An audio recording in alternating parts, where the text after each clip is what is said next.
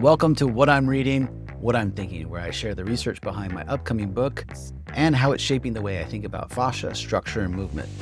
Let's dive in. The big question today is, what role does consistency play in habit formation and movement training? Let's start with the foundational concept from the paper, the relationship between habits and motor skills in humans. This study makes a bold claim. Habits are essentially motor automaticity. That means the things we repeat consistently become faster and more efficient, but also potentially less flexible. That duality matters a lot in structural work. You want stability, but not rigidity. Deliberate practice is how we continually reshape these automatic patterns. This feels directly aligned with fascia and movement re-education. It's all about breaking and rebuilding. The next paper, the Striatum, where skills and habits meet, zooms in on the brain's role, specifically the striatum. It helps optimize behavior by refining action selection and shaping habitual motor responses.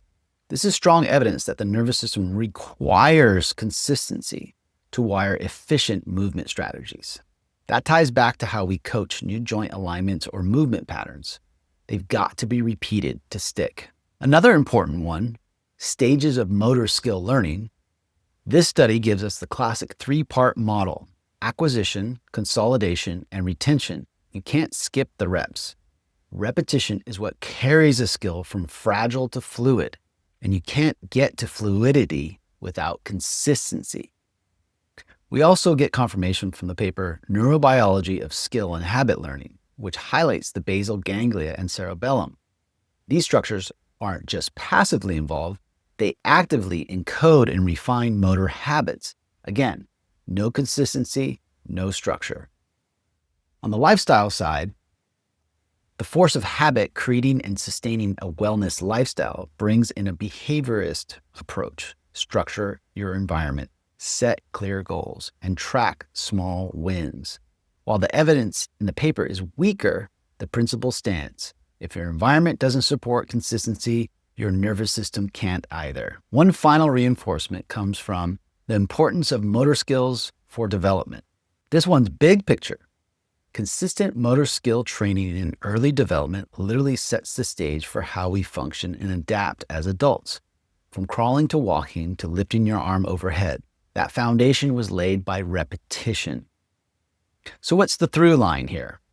Consistency builds automaticity. Automaticity builds skill, and skill gives us options.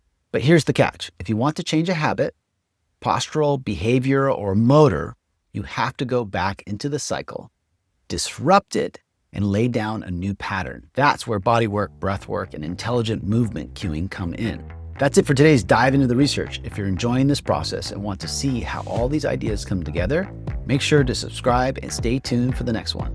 There's a lot more coming.